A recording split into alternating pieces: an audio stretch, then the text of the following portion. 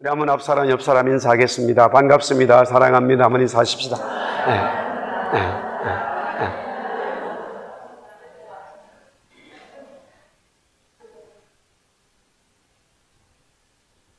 신랑 예수 신부교회 이런 주제로 말씀을 나누고 있는데 또 모르겠습니다만은 하나님을 아버지로 또 우리를 자녀라는 그런 주제로 또 얼마든지 다룰 수 있다고 생각이 되는데, 오늘 여기에 바울은 이미 지난주에 우리가 5월달 또 첫째 주일을 맞이해서 5장 22절부터 33절까지 부부에 대한 이야기로 말씀을 했습니다. 지금 6장 1절에서부터 4절은 부모와 자녀에 대한 이야기고, 이제 5절부터 9절까지는 주인과 종들에 대한 이야기로 되어져 있습니다. 이미 5장 마지막 부분에 바울이 말씀을 했습니다. 부부의 이야기지만 바울이 에베소 교회의 성도들에게 말씀하고 싶은 원래의 목적은 부부 이야기하는 게 아닙니다. 마찬가지로 오늘 여기도 부모와 자녀에 대한 이야기지만 원래 바울이 하고 싶은 이야기, 아니 성경이 말하는 진리는 부모와 자녀 이야기 아닙니다. 그것은 이미 결론적인 이야기겠지만 하나님을 이야기하고자 함입니다. 하나님과 하나님을 섬기는 우리 성도, 여기는 하나님을 아버지로 표현하고 있고 하나님을 믿는 성도들, 교회를 자녀로 묘사하고 있습니다.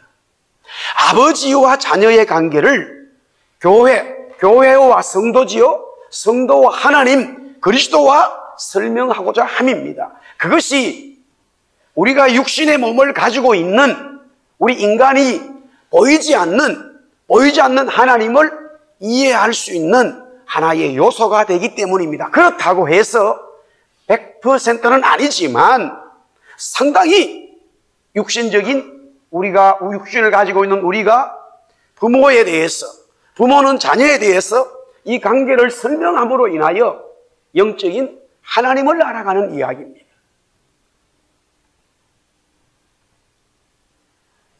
그래서 이제 제가 오늘 여기에 세 가지의 질문을 드렸고, 이 세 가지 질문을 드린 이후에 생각을 해보자, 성령님의 지혜로 생각해보자 라고 하면서 2절에 있는 약속이 있는 첫 계명, 3절에 네가 잘되고 땅에서 장수한다는 이 바울의 말씀은 창세기에 기록되어진 이 하나님이 인간을 창조하신 이후에 하나님께서 이스라엘 백성들에게 이제 율법을 주시면서 주신 이 말씀 속에 있는 내용입니다. 그 의미를 우리가 깨달아야지만이 정말로 하나님이 아버지인 것을 우리는 알게 되어진다는 사실입니다. 다시 한번 강조드립니다. 이 성경 또한 부모와 자녀에 대한 이야기가 원론이 아니라는 것을 아셔야 된다는 거예요. 부모와 자녀가 너무나 중요하지만 성경은 원래 그것을 가르치고자 이 말씀을 주신 게 아니라는 것을 우린 알고 접근해야 됩니다. 자, 먼저 1절에 보면 자녀들아 주 안에서 너희 부모에게 순종하라. 또 2절에 네 아버지와 어머니를 공경하라. 여기에는 십계명에 나와 있는 말씀을 이야기하고 있습니다.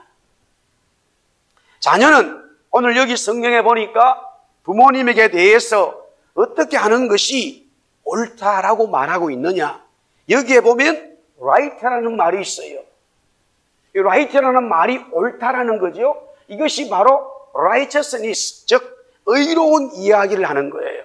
하나님이 노아를 보았을 때 의롭다. 아브라함이 하나님을 믿으니까 하나님께서 의로 여겨주셨다 이 말이죠. 그러면 자녀가 부모를 섬기는 것이 하나님의 의가 된다는 사실이에요. 할렐루야.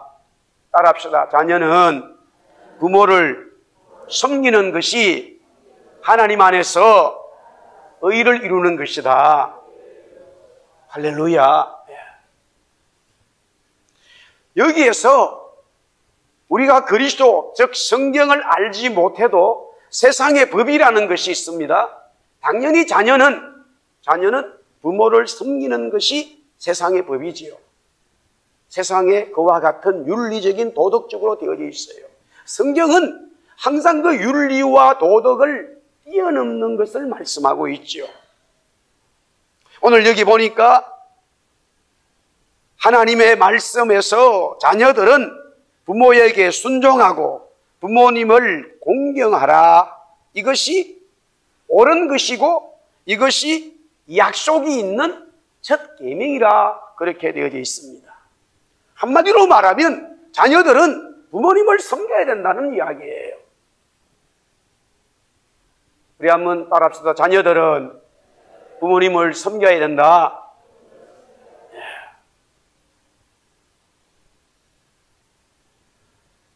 하나님의 말씀이죠. 그것이 옳은 것이고 의로운 하나님께서 의롭다 여겨주시는 정표가 되는 것이고 또한 그것이 하나님이 주신 계명, 약속의 계명의 첫 번째라 그렇게 말씀하고 있어요. 그러면서 그렇다면 자녀가 부모를 섬김으로써 하나님은 어떤 복을 주신다고 말씀하고 있는가? 3절에 보니까 두 가지를 얘기하고 있어요. 너가 잘 된다는 거예요. 너가 잘 된다. 어떻게 하면 내가 이 땅에서 잘 될 수 있을까? 우리 젊은 사람들 공부를 하고 또 결혼도 하고 직장생활하면 내가 이 땅에서 성공해야지 잘 돼야지 그런 마음이 있잖아요. 성경이 말하고 있어요. 여러분들이 잘 되려면 어떻게 하면 돼요? 이쪽 동네에 물어봐야 되나? 우리 젊은 자녀들이 잘 되고자 한다면 그것을 우리가 성공이라는 단어를 쓴다 해도 좋아요. 여기에서 이제 설명을 하겠지만 제가 어쨌든 잘 된다는 개념이 그대로 받으시면 돼요. 잘 되는 거예요. 어떻게 하면 잘 되지? 공부를 열심히 해야 되나? 세상을 제대로 알아야 되나? 성경은 그렇게 말한 적 없어요. 성경은 여러분들이 잘 되려면 어떻게 하면 돼요? 그래요. 부모님 잘 섬기면 돼. 답이 어려운 거 없어. 부모님 잘 섬기면 돼. 성경은 아주 심플해요. 정말 내가 이 땅에 잘 되고 싶어요? 부모님 잘 섬기라는 거야. 성경이 그렇게 말해요. 너가 부모님에게 순종하고 공경하면 이로써 3절에 보니까 네가 잘 된다. 이것은 바울이 신약시대에 에베소 교회에게 주지만 이 말씀은 이미 구약에 하나님께서 모세를 통해서 이스라엘 백성들에게 주신 십계명의 말씀이었어요. 그 한 가지 예를 들어서 구약 성경에 이제 거기 율법에 보면은 구체적인 얘기들이 나와요. 예를 들어서 자녀가 부모에게 주먹을 쓴다든가 달게 든다든가 이러면 바로 구약에는 돌로 쳐 죽였단 말이에요. 저하고 장혜성이 싸우면 누가 이기겠어요? 장혜성이 이겨요. 제가 못 당하겠더라고요. 힘이 대단해요. 제가 져지요. 아버지기 때문에 이기는 거예요. 근데 만약에 여러분 자녀들이 부모에게 이긴다고 생각하면 절대 잘 안 돼. 아예 생각을 하지 마세요. 여러분들 마음속에 내가 부모님을 이겨야지, 부모님 지키는 안 해야지, 다르게 살아야지 그런 마음이 있으면 안 되는 거예요. 성경은. 만약에 그렇게 생각했는데 잘 되죠. 그건 마귀가 주는 복이야. 하나님이 원하는 복 아니야, 그거.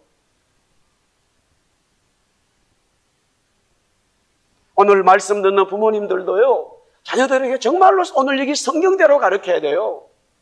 할렐루야. 예.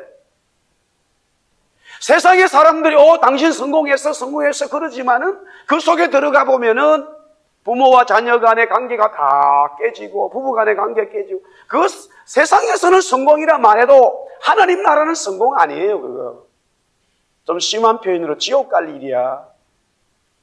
세상에서는 남들이 타지도 못하는 전용 비행기 타고 다니고, 남들이 타지 못하는 최고의 차를 타고 다니고, 최고의 음식을 먹어서 그렇게 성공한 것처럼 보인지 몰라도 부모를 섬기지 아니하고 부부의 사랑이 없고 자녀를 하나님 말씀으로 양육하지 않는 속에 일어나는 것들은 성공 아니에요. 분명히 성경은 말하기를 부모님을 섬기고 공경하고 순종하는 자에게 잘 된다는 거예요.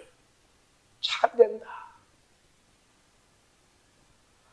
일단 오늘 먼저 성경에 나와 있는 이 원론적인 말씀을 해석을 하고, 정말로 잘 되는 것이 또 뭔지 영적으로 해석을 해야 되지만, 분명한 것은 부모를 섬기는 자에게 하나님은 잘 되게 하신다는 거예요.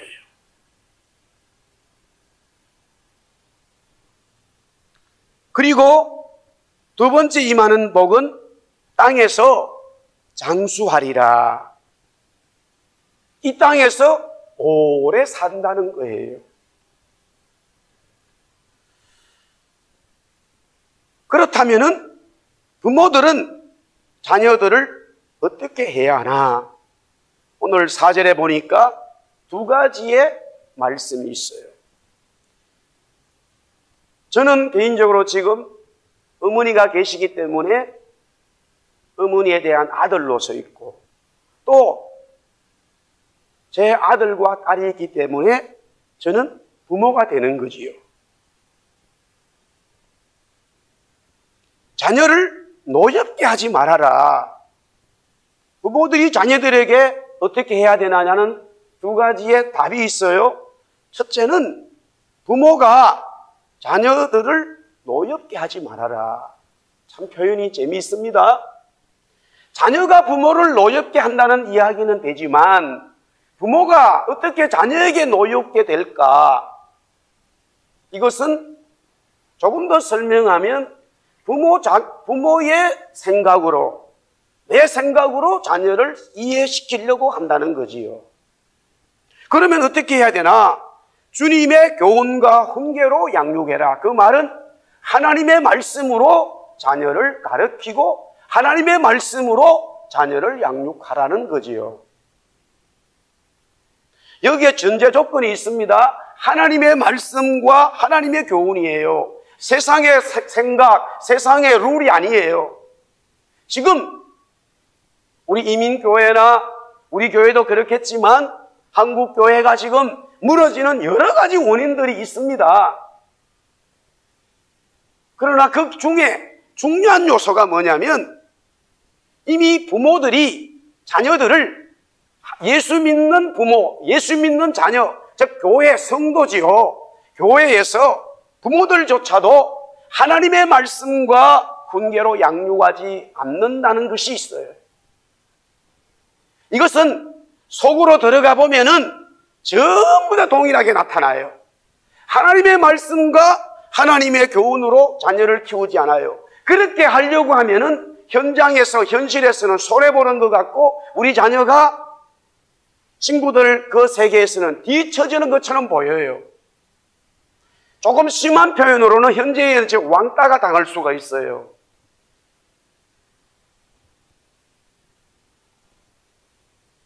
그러나 정말로 우리가 믿는 신앙으로서 하나님을 아버지로 섬기는 것으로서 주님이 주신 말씀을 그대로 믿고 순종하기는 참으로 쉬운 게 아니지만, 그 말씀대로 순종해 간다면은 하나님은 반드시 그렇게 하는 그 부모에게, 자녀에게 하나님께서는 복을 주신다는 사실이에요. 할렐루야. 여러분들, 성경에서 말씀하고 있는 이 말씀을 자녀에게 가르치고 또 자녀들에게 보여주는 부모가 돼야 되는데, 그것보다는 이 땅에서 일어나는 현장에 대한 이야기로서 자녀들을 더 많이 어떤 문제들에 대해서 결정을 해버리는 것이 오늘 우리 믿는 성도들에도 마찬가지라는 거예요. 그것은 이미 영적으로 타락한 길로 들어갑니다. 절대적으로 하나님의 역사를 이룰 수가 없어요. 그것이 10년, 20년 지나가 버리면 이미 교회는 영적으로 죽어버리는 거예요. 죽어버려요. 제가 주일학교 다닐 때에 교회는 또 예수 믿는, 정말로 저는 저희 아버지가 예수를 믿지 않았어요. 저희 어머니가 또 뭐 집사를 받았지만은 신앙이 없었어요.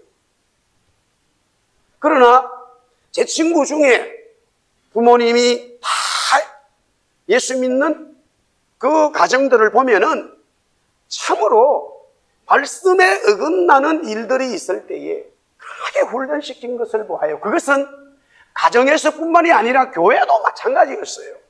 가정들이 다 그렇게 형성되어 있기 때문에 교회라고 하는 공동체에 모여서 말씀에 위배되는 일들이 일어나는 젊은이 교회가 용납을 하지 않았어요. 음악에 다루었어요. 그 한 예로 저희 교회마다 어떤 색깔들이 있겠지요. 적용이. 주일날 운동을 한다. 있을 수가 없어요. 적용적인 이야기예요. 그 시대에. 그게 옳다라는 이야기가 아니라 그만큼 교회가, 가정이, 부모님들이 말씀으로 본인들도 교회에도 발부둥을 쳤고 그 어려운 환경 속에서, 그 어려운 상황 속에서도 말씀을 살고자 발부둥을 치고 또 교회가 그렇게 했습니다. 그러다 보니까 당장 예를 들어서 어른들은 심령 부흥에다 말씀 상에다 있는 것처럼 아이들도 여름 어린이 말 그대로 성경학교예요. 여름 어린이 성경학교. 성경학교가 뭐예요? 성경을 가르치겠다는 이야기예요. 그래서 일주일 내내 교회에서 성경을 가르쳤어. 근데 지금은 성경학교가 아니야. 노는 학교야. 물놀이하고 뭐하고 맨날 노는 거야. 우리 어릴 때는 노는 거 별로 없었어요. 지겨울 정도로 성경만 배웠어. 그러니 여름 어린이 성경학교지. 그런 그 성경이 우리를 살렸어요. 그 성경이 저를 살렸어. 그러니까 성경 또 일주일 동안 어린이 성경학교를 하면 주일날요 그 성경 가르친 걸 또 기저대를 한다든가 또 고사 시험을 치게 한다든가 암송을 하게 한다든가 그래서 상을 주고 막 그렇게 했어요. 그렇게 해서 잘하는 아이들에게 노트를 줬단 말이에요. 성경을 가르치는데 점점점 시간이 흘러가면서 하나님의 말씀을 가르치는 것이 교회도 줄어들어. 왜 그러냐면 교회도 타락을 해가지요. 또한 하나는 부모들이 요구하지 않았어요. 우리 아이가 성경 가르치니까 재미없다는 거예요. 교회 갔다 오더니 막 맨날 다윗 이야기하고 다니엘 얘기하는 재미없어 안 간다는 거예요. 그러니까 이제 자꾸 바뀌어요. 물놀이로 바뀌어. 애들 재미있는 거 자꾸 만들어주다 보니까 성경이 점점 사라지는 거라.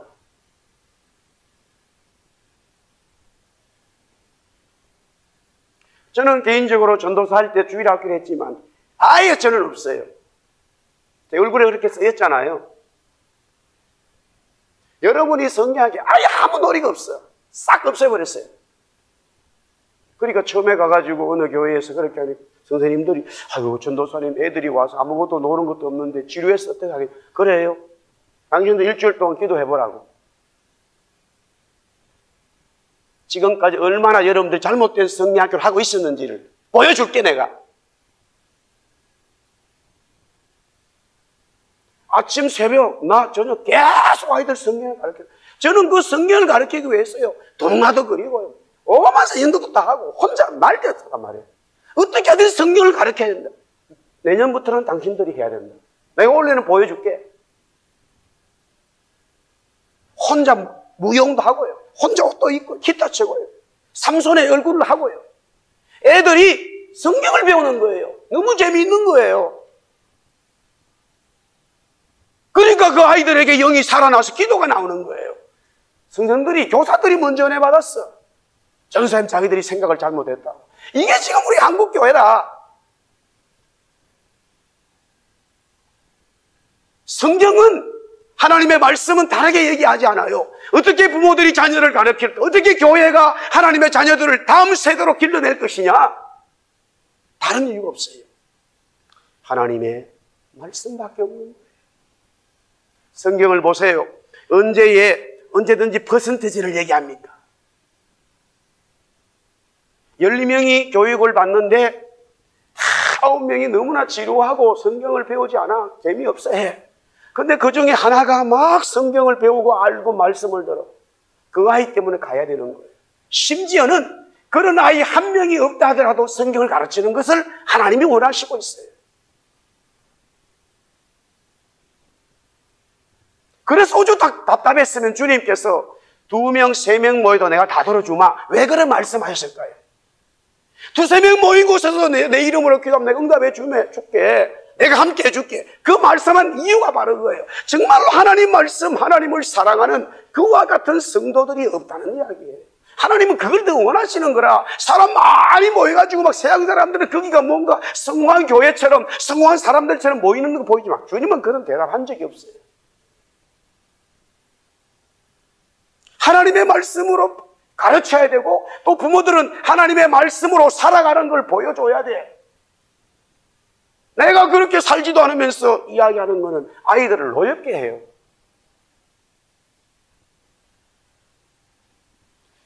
제약은요, 희한하다니까요.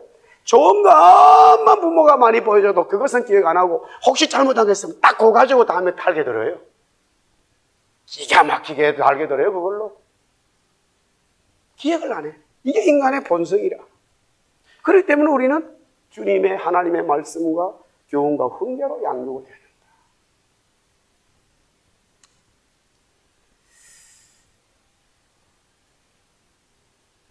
우리 한번 따라합시다. 성령님, 이 시간에 주의 생각을 주옵소서. 할렐루야. 2절에 보면 약속이 있는 먼저 첫 계명이라고 그랬어요. 이 표현이 참 재미있어. 이게 약속이 있는 첫 계명. 우리가 아는 대로 10계명은 10가지 계명이에요. 10 commandments. 10가지 계명이 있는데, 이래서 사는 하나님, 수직적인 하나님에 대한 이야기고, 5번째부터 마지막 10번째는 이웃에 대한 이야기, 사람 관계예요.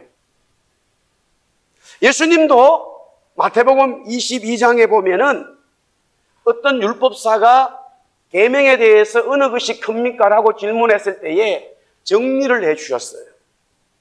하나는 하나님 사랑, 하나는 이웃 사랑. 그러니까 이래서 4번째까지는 하나님에 대한 이야기를 당연히 하나님에 대한 이야기로 하나, 그것을 사랑으로 해석해 줬어요. 하나님 사랑해라. 그게 최고 큰 계명입니다. 그 다음에 5번째부터 10번째까지 있는 이 사람 관계에서도 사람을 진정으로 사랑해라. 그렇게 해석해 주셨어요. 10계명에 대한 말씀이 신명기 5장과 출애굽기 20장에 동일하게 나와요.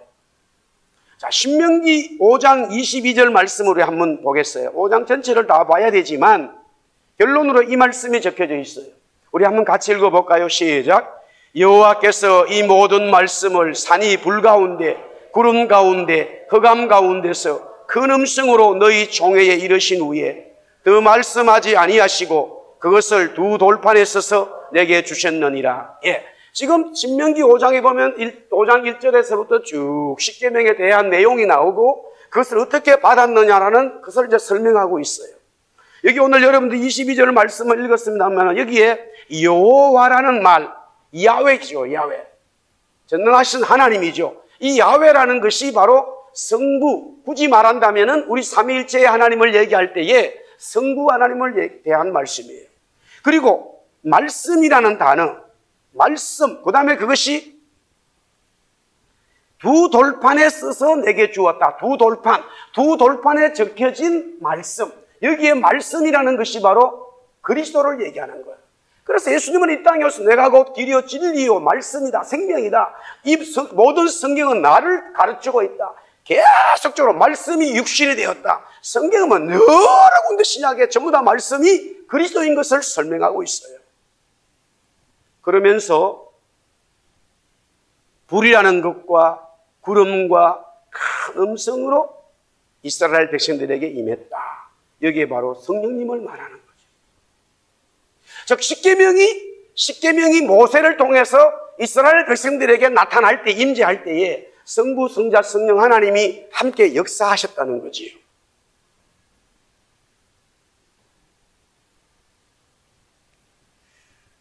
그런데 그 말씀을 오늘 여기 보니까 두 돌판이라는 거예요. 참 이 두 돌판에 대한 해석도 여러 가지가 많아요. 왜냐하면은 1에서부터 잘 들으십시오. 1에서부터 십계명까지 하나 있고 또 똑같은 걸 하나 주었다. 뭐 이렇게 말씀하시는 분들이 있고, 어떤 분들은 1에서부터 4회까지 하나, 그 다음에 5에서부터 마지막까지 하나, 두 개를 주었다.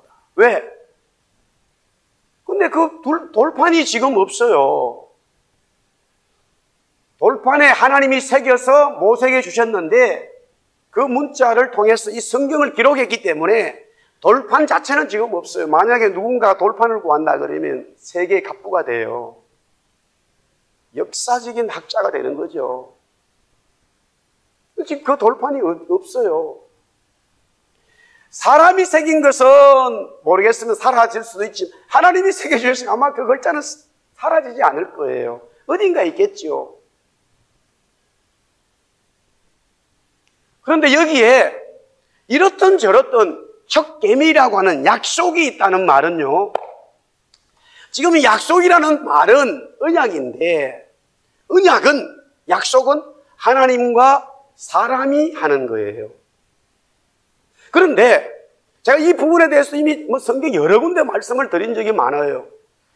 약속, 언약이라고 하는 계약서이기 때문에 집을 우리가 건물이나 빌딩이나 아니면 집이나 땅이라를 내가 산다고 그러면 파는 사람하고 사는 사람하고 둘이 사인을 해서 그게 이제 서로 필요 충분 조건이 이루어지면 계약이 되는 거지요. 그래서 파는 사람이 팔고 사는 사람이 사는 거예요.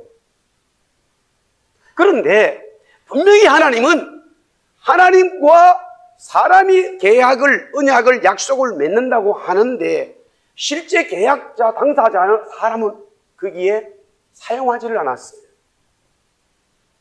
지금은 여기에 언약에 대한 이야기를 좀 할 수는 없어요. 여기 약속 있는 첫 계명, 즉 약속이라는 말이 언약인데 언약은 계약이라는 말이에요. 커버넌트는 프로미스예요. 계약서예요. 이 계약을 쓸 때에 A와 B가 함께 사인을 하는 것이 계약서예요. 만약에 계약이 문제돼서 나 그 사인 안 했어, 그러면 계약이 파괴되는 거예요. 그런데 분명한 것은 그와 같은 것이 계약서임에도 불구하고 하나님이 우리 인간과 분명히 약속을 맺는다는 거예요. 아브라함아, 내가 너와 첫 언약을 맺어라. 노아야, 내가 너와 언약을 맺어 무지개를 계속 구약에서부터는요, 내가 너와 함께 언약을 맺는다는 말을 막 끊임없이 해요.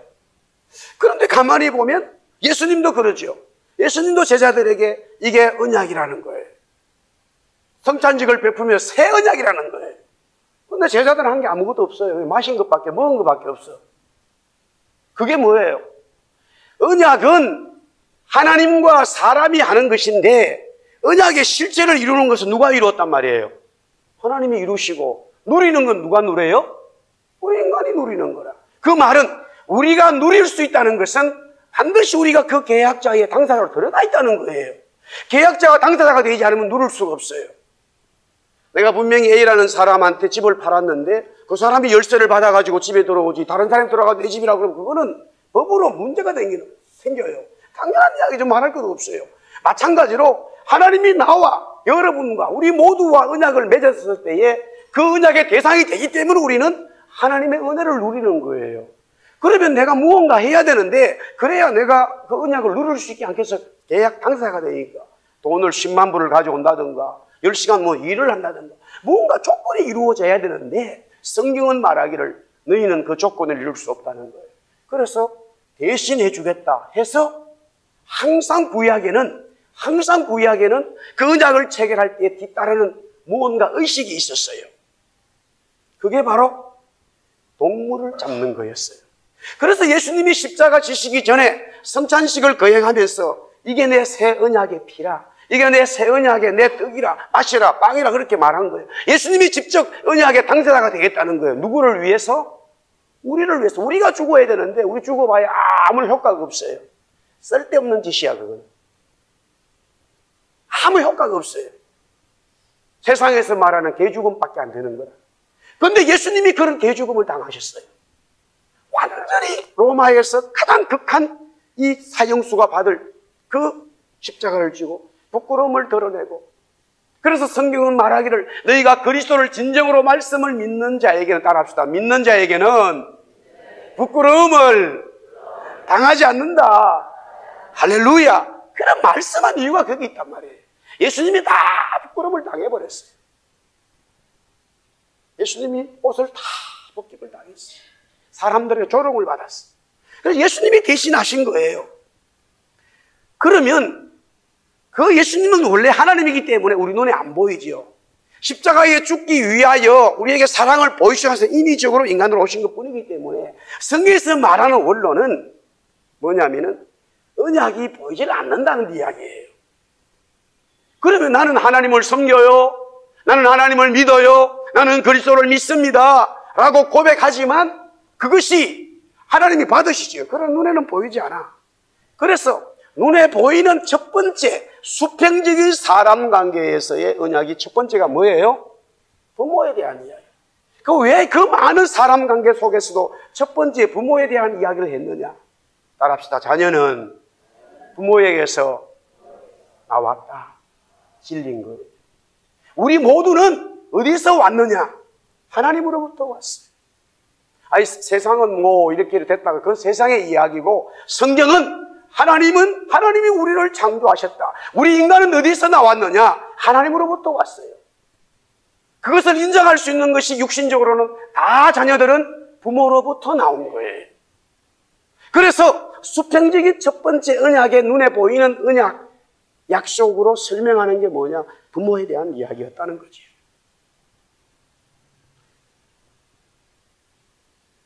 약속이 있는 첫 계명. 여기서 일반적인 보편적인 진리가 있고 특별한 진리가 있어요. 이 보편적인 진리는 그리스도를 믿지 않는 사람들에게도 동일하게 적용이 됩니다. 왜? 하나님이 이 세상을 창조하시고 하나님이 모든 사람을 만들었기 때문에. 믿지 않는 사람도 자기 부모를 너무나 잘 섬기면 반드시 잘 되게 되어 있어요. 보편적인 진리에 속해 들어요. 하나님께서 태양을 비출 때에 믿는 사람에게만 비추고 안 믿는 사람에게는 어둠만 주는 그런 하나님은 아니야. 그걸 갖다가 성경은 특별한, 우리 어려운 말로 보편적인 진리라 그래요. 그러나 특별적인 계시, 특별적인 은혜는 뭐냐? 진짜 하나님이 주시고자 하는 은혜를 누리는 자, 그것은 뭐냐? 그리스도를 영접한 자에게 있는 거예요. 그래서 곧 그리스도를 영접한 자에게는 하나님의 자녀가 되는 권세를 주셨다. 그렇게 특별 진리에 대해서 말씀하고 있어요. 약속이 있는 첫 계명이 뭡니까? 바로 하나님이 주신 말씀이 이 땅에서 눈으로 보이는 그 첫 번째 모습에서 그 계명이 지켜져야 되는 거예요. 그 첫 번째 눈으로 보이는 계명이 지켜지는 자가 보이지 않는 하나님의 계명을 지키는 자라고 인식된다는 사실이에요. 사랑하는 성도 여러분, 부모를 섬기는 것이 하나님을 섬기는 표시라는 사실이에요. 믿습니까? 진리.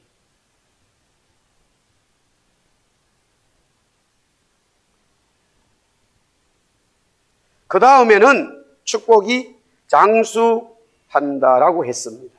장수는 오래 산다는 것인데, 창세기 6장 3절의 말씀을 우리 먼저 한번 같이 보겠습니다. 창세기 6장 3절 한번 읽어볼까요? 다 같이 시작. 여호와께서 이르시되 나의 영이 영원히 사람과 함께하지 아니하리니 이는 그들의 육신이 됨이라. 그러나 그들의 날은 120년이 되리라 하시니라. 원래 인간이 창조되어졌을 때는 하나님의 형상, 즉 영원한 형상을 가졌습니다. 그러나 범죄함으로 인해서 그 죄악이 들어왔기 때문에 죽게 되었다는 것이 성경의 논리예요. 여러분이 믿든 안 믿든 성경은 한 번도 이 사실을, 진리를 바꾸지 않아요. 그래서 오늘 창세기 6장 3절에 보니까 여호와께서 인간의 죄악으로 말미암아 나의 영 성령이 이제는 사람과 영원히 함께하지 않는다. 왜? 원래는 영원히 하나님의 영이 함께하게 되어 있다는 말씀이었어요. 여기에 그들의 날은 120년이라는 것은 딱 120년이라는 그런 개념이 아니라 인간은 죽게 되어졌다는 거예요. 너가 선과 악을 알게 하는 나무의 실과를 먹이면 정녕 죽는다는 그것에 대한 확실한 하나의 컨펌이었어요. 하나님의 말씀. 그런데 참으로 놀라운 말씀이 이제 끊임없이 구약에는 흘러나오고 있어요. 창세기 먼저 여기 이 말씀 영원한 얘기는 막 너무 많은데 제가 오늘 두 가지만 보여드리겠어요. 창세기 13장 15절 우리 한번 같이 봅시다. 앞에 준비가 됐을 거예요. 한번 읽어볼까요? 시작. 보이는 땅을 내가 너와 너 자손에게 주리니 영원히 이를. 말도 되지 않는 소리예요. 어떻게 땅과 자녀가 영원히 할 수 있냐고요. 이게 이제 진리를 깨달아야 되는 거라. 자, 첫 번째 계명은 십계명에서 보이지 않는 첫 번째 계명은 하나님 섬기는 거고, 보이는 첫 번째 계명이 부모를 섬기는 거예요. 보이지 않는 첫 번째 계명인 하나님을 섬기면 결국 하나님은 무엇을 말씀하고 있어요? 인간이 죽게 된 인간이 어떻게 된다는 거예요? 영원히 산다는 거야. 그것을 설명하기 위해서 보이는 부모를 섬기면 오래 사는 것을 보여준 것뿐이에요. 태어나서 사람이 10년, 20년, 30년, 40년, 50년 살 수 있는데 만약에 120년, 103년 산다 그러면 그 사람은 장수하겠지요. 그러나 그렇다 하더라도 결국 죽는 거예요. 아무도 다시 살아나는 사람이 없어요. 그러나 여기에서 장수한다는 말을 계속적으로 이 땅에서 하고 있는 이유는 뭐냐면 보이는 아버지, 보이는 부모에 대해서 공경하고 섬기는 자녀들에게 주시는 하나님의 복인데 그 복을 설명하고자 하는 것은 보이지 않는 하나님을 섬기면 그때부터 그 사람은 어떻게 된다는 거예요? 120년 사는 게 아니라 영원히 산다는 거예요. 그 진리를 설명하고자 합니다. 할렐루야. 그래서 아브라함을 부르시고 아브라함이 그래 내가 너를 아브라함이 그걸 믿겠어요.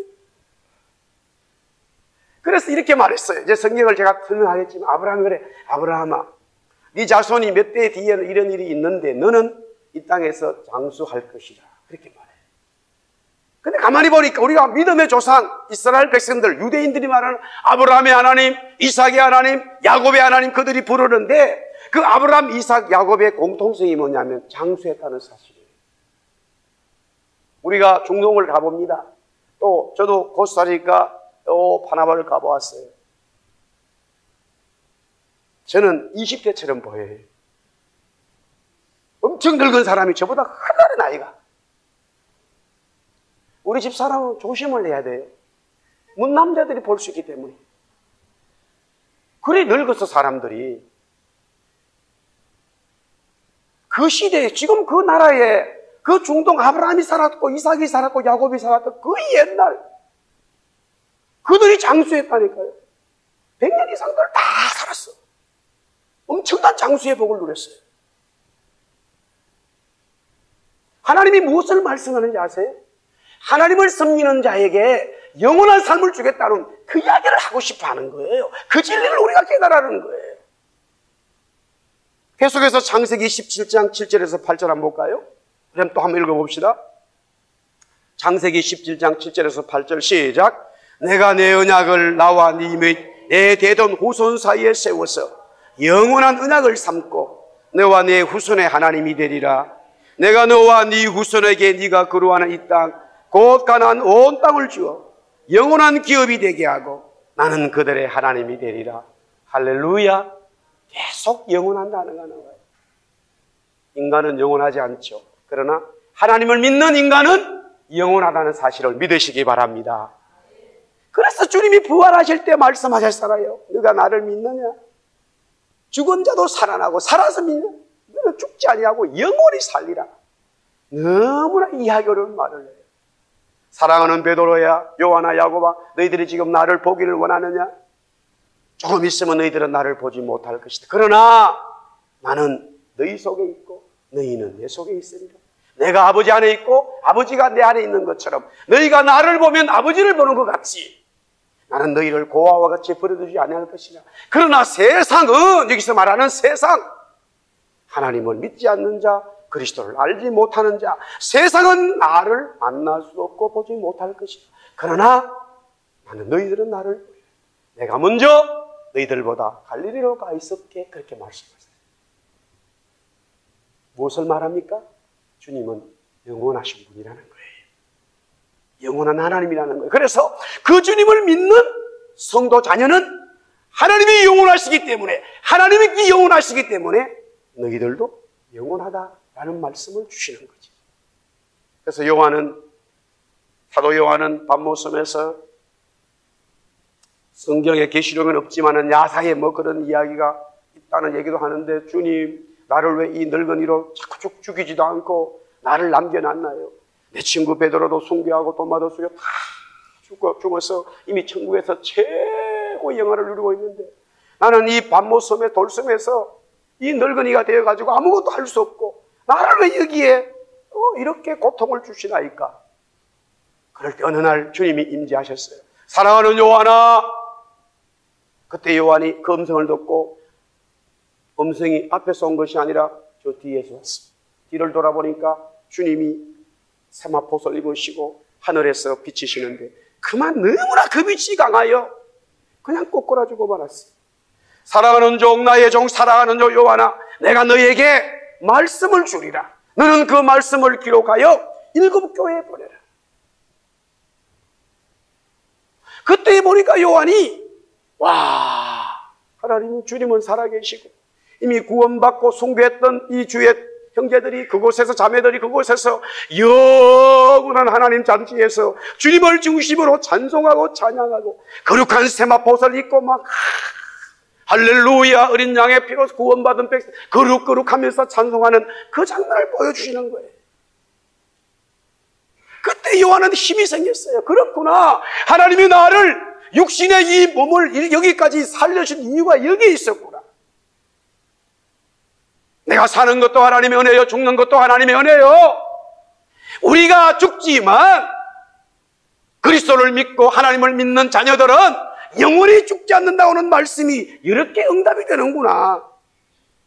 영원한 기업이 되고 영원한 언약이 되고 영원한 후손이 된다는 이 하나님의 말씀, 그것을 가르치고 싶어서 오늘 부모에 대해서 섬기라는 거예요. 정말로 하나님을 믿습니까? 정말로 하나님이 여러분의 구원자로 영접이 되어집니까?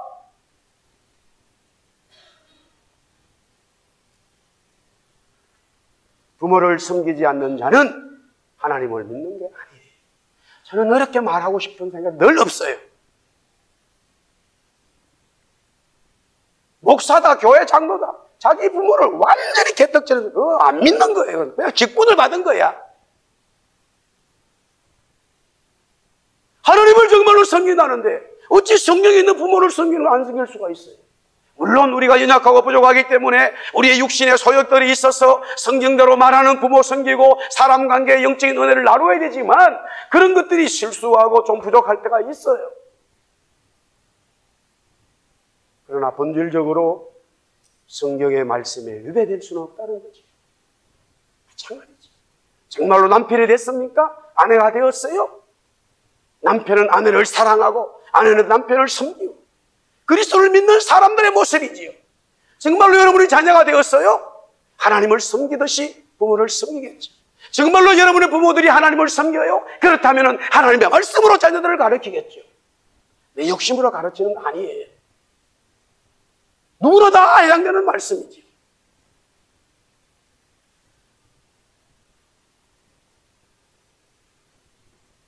우리 어머니는 저보다 인생을 수십 년 더 사셨지만, 원래 연세가 82인데 저보다 30년 더 빠르신 분이에요.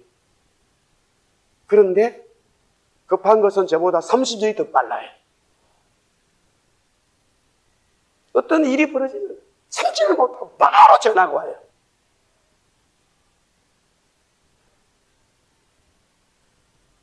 주님, 어머니 하나님 좀 보시고 기다리세요. 제가 그런 말을 할 수가 없어요. 예, 그래요. 뭐 걱정하세요? 뭐 하나님 하시겠죠. 그 순간에 제가 부모고 우리 어머니가 아들, 딸이에요. 그게 왜 그래 됐나? 제가 목사가 되다 보니까 그래 된 거예요. 어떨 때는 감당하기 어려울 때가 있어요. 악한 생각이 들어. 순간적으로.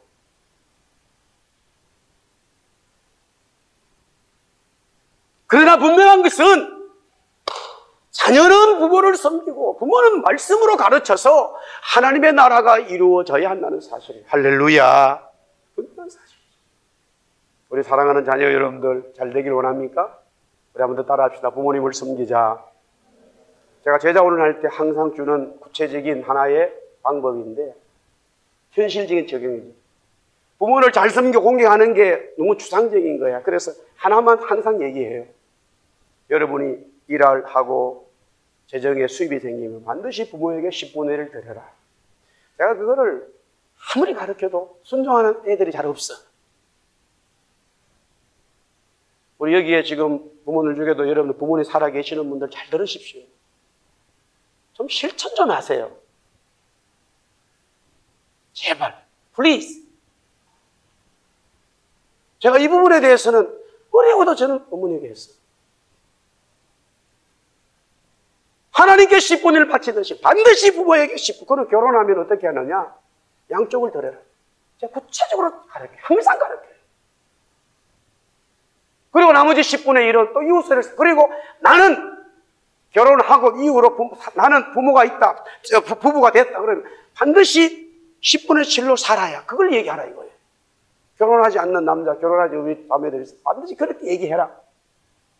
우리가 결혼하면 우리는 무슨 일을 하든지 하나님이 주신 응답을 봐서 가는데 10분의 7로 산다. 10분의 1은 하나님께, 10분의 1은 부모에게, 10분의 1은 다른 사람에게 섬겨라.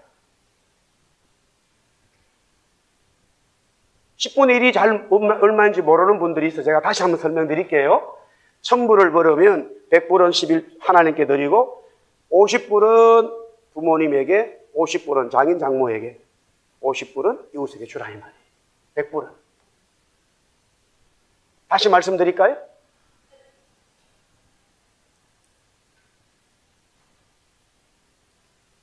그런데 저는 그렇게 사는데 우리 애들은 안 해, 나한테. 그 이유가 뭔지 아세요? 캐나다 교육이라는 거. 이럴 망할 놈의 교육이 어디 있어요?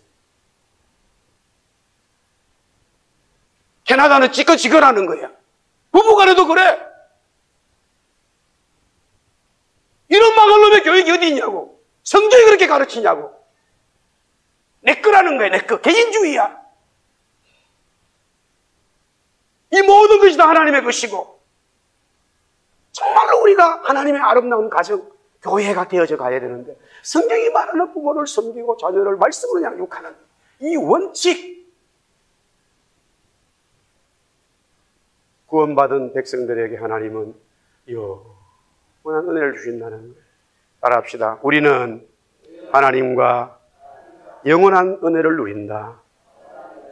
할렐루야. 우리 다 일어나서 찬양합시다. 사랑하는 나의 아버지, 이름 높여드립니다.